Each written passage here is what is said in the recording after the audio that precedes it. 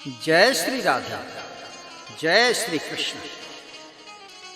मैं आपका सेवक पंडित तोताराम ब्रजवासी आपके बीच में एक प्रश्न लेकर उपस्थित हूँ। आज का प्रश्न है कि होली और धूलेंडी क्यों मनाई जाती है।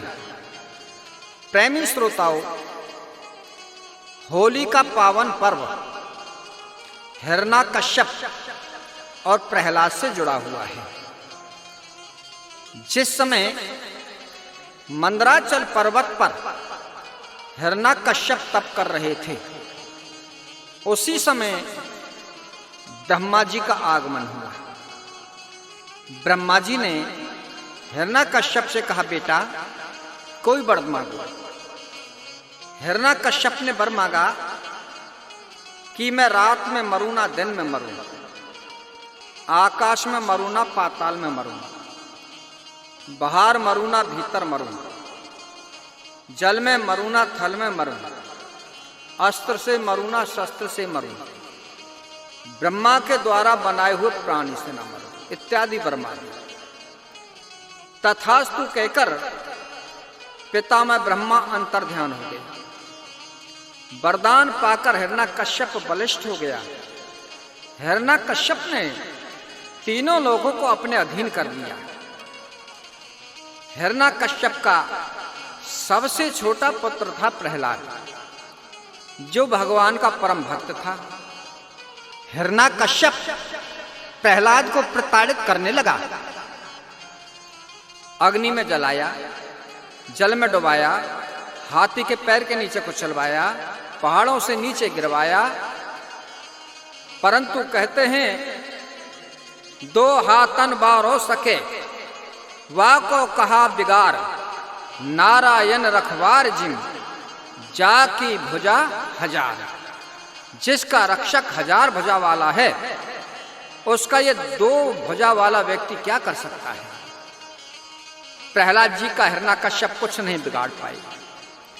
अंत में हिरण्यकश्यप की बहन है होलिका। होलिका प्रहलाद जी को लेकर अग्नि में बैठ गई। प्रभु की कृपा से होलिका जल गई और प्रहलाद जी सुरक्षित बाहर आ गए। अब तक सभी व्यक्ति हिरण्यकश्यप को परमात्मा मानते थे, लेकिन आज उनका विश्वास उठ गया। सोचने लगे हिरण्यकश्यप परमात्मा नहीं है, परमात्मा तो कोई और ही शक्ति है। यदि हिरण्यकश्यप परमात्मा होता तो अपनी बहन को नहीं मरने देता। उन लोगों ने हाथ में धूल उठाई और हिरण्यकश्यप के दरवाजे पर धूल डालनी शुरू कर दी। तभी से धूलेंडी का प्रचलन हुआ। इसके पश्चात प्रहलाद जी आश्रम में शिक्षा ग्रहण करने के लिए गए, परंतु शुक्राचार्य के पुत्र संडा अमर्क ने आकर हिरण्यकश्यप से कहा कि महाराज, प्रहलाद ने तो सबको भगवान का भक्त बना दिया। हिरण्यकश्यप आग बबूला हो गया और प्रहलाद जी को मारने के लिए दौड़ा।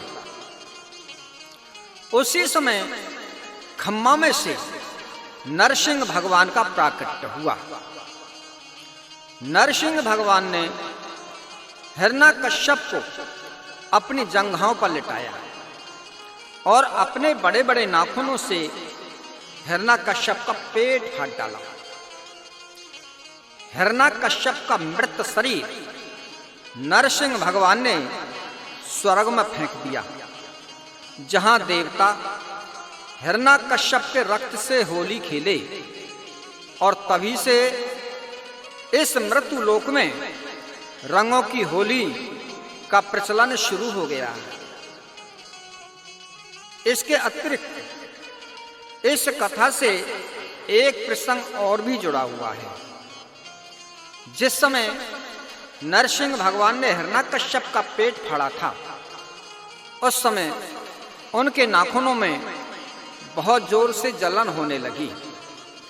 उस समय नरसिंह भगवान ने अपने नाखूनों को एक गूलर के वृक्ष में गढ़ा दिया। उस गूलर के वृक्ष ने नरसिंह भगवान से कहा कि प्रभु, इस पापी के समस्त पाप मेरे शरीर के अंदर प्रवेश कर गए हैं, मेरा उद्धार किस तरह से होगा? उस समय नरसिंह भगवान ने कहा, हे गूलर वृक्ष, जो व्यक्ति स्नान करके तेरे नीचे से गुजरेगा, उसके स्नान करने का 1/4 फल तुझे मिल जाएगा और तेरा उद्धार हो जाएगा। प्रेमी श्रोताओं, जो व्यक्ति स्नान करके गूलर के वृक्ष के नीचे से निकलते हैं और उनका 1/4 भाग गूलर के वृक्ष को मिलता है। इसके बचने के लिए 3 बार नरसिंह भगवान का नाम उच्चारण करो। प्रेमी श्रोताओं, इन्हीं शब्दों के साथ मैं अपनी वाणी को विराम देता हूं और आशा करता हूं कि इस प्रसंग को सुनकर आप अवश्य लाभान्वित होंगे। इसके साथ मैं सभी श्रोताओं को होली व धूलेंडी की हार्दिक शुभकामनाएं देता हूं। प्रेमी श्रोताओं, अपने मनपसंद प्रोग्राम सुनने के लिए पंडित तोताराम ब्रजवासी चैनल को सब्सक्राइब करें, लाइक करें, शेयर करें। जय श्री राधे, जय श्री कृष्ण।